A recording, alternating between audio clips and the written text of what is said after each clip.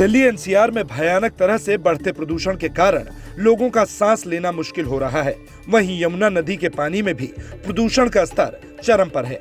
ऐसे में देश भर में धूमधाम से मनाए जाने वाले छठ महापर्व पर लोग प्रदूषित यमुना नदी के पानी में खड़े होकर शाम और सुबह का अर्घ देना बड़ी चिंता का विषय है। ऐसे में दिल्ली के कालिंदी कुंज के यमुना बैराज पर दिल्ली जल बोर्ड की ओर से एक टेम्परेरी लैब बनाई गई है, जो झाग में केमिकल का स्प्रे करने का काम तेजी से कर रही है। आज खरना का दिन है और हमेशा की तरह एक बार फिर हम जब आए हैं कालिंदी कुंज में, तो फिर जहां से पानी नीचे बैराज से पीछे यूपी बैराज और पीछे जो पानी आप देख रहे हैं दिल्ली में यहाँ पर गिर रहा है, तो वहां पर फोम जमा हो रहा है। हालांकि उस फोम को आगे न जाए, क्योंकि आगे छठ घाट है, व्रती वहां पर होंगे। तो यहाँ देखिए एक बड़ी सी हरी जाली लगा दी गई है ताकि फोम को यहीं पर रोका जा सके। और वहां एक बोट आपको जो दिखाई दे रही है वो दरअसल छिड़काव कर रहे हैं। तो ये डी फोमर है, दरअसल डी फोमर डाल दिया जाता है तो ये जो फोम है उसको सेटल किया जा सके। अब सवाल उठता है कि दरअसल डी फोमर है क्या क्या कोई ऐसा केमिकल है जिससे नुकसान होता है, शरीर पर इसका बुरा प्रभाव पड़ सकता है? आइए आपको दिखाते हैं।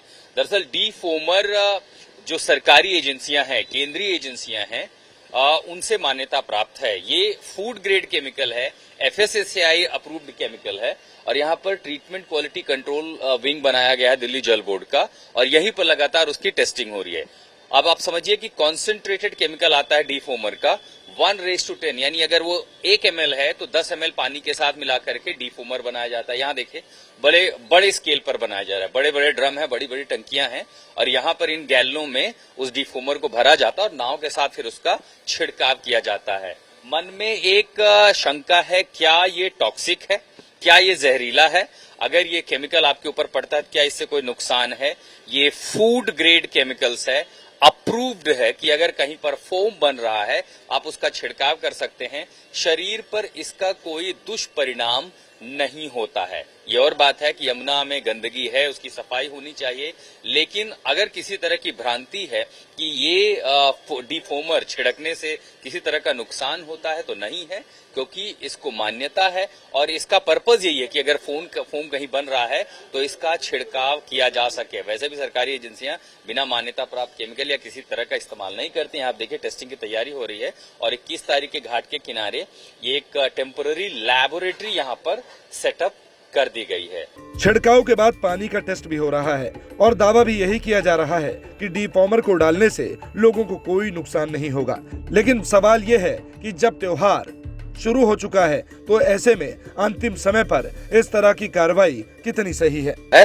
तुरंत वहाँ की झाग एकदम खत्म हो जा रही है। तो तड़के सुबह जब आप देखते होंगे 5 बजे 6 बजे की तस्वीरें, उसमें बहुत ज्यादा फोम दिखाई पड़ता है। और अगर ये देखिए, अब जैसे ही नाव इस पर घूमी, डी फोमर पड़ा, सारा का सारा जो फ्यूम है वो सेटल हो गया और उसके बाद अब आप जो देख पा रहे हैं पानी की असली तस्वीर दिखाई पड़ रही है। तो बड़ी संख्या में इसलिए नावों को इसलिए लगाया गया है कि अगर डी फोमर ये जो फॉर्म टॉक्सिक फ्यूम बन रहे हैं इनको यहीं रोक लिया जाए। और आगे एक जाल है, तो कम से कम जब उस समय छठ व्रती पूजा कर रहे होंगे, अर्घ दे रहे होंगे, पानी में खड़े होंगे खरना के बाद से, तो कम से कम उन पर कोई खतरा ना हो। तो देख रहे हैं कि डी फोमर किस तरह काम करता है।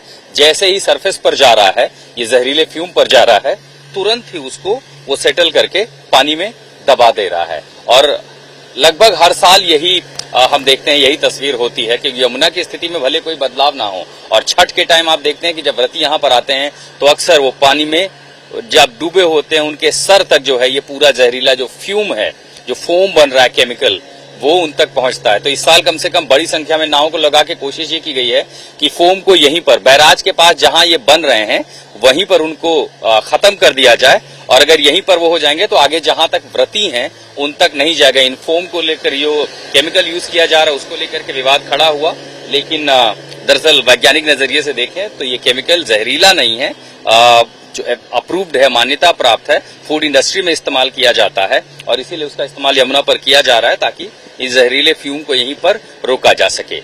यमुना कालिंदी कुंज बैराज पर मैं आशुतोष मिश्रा, आज तक।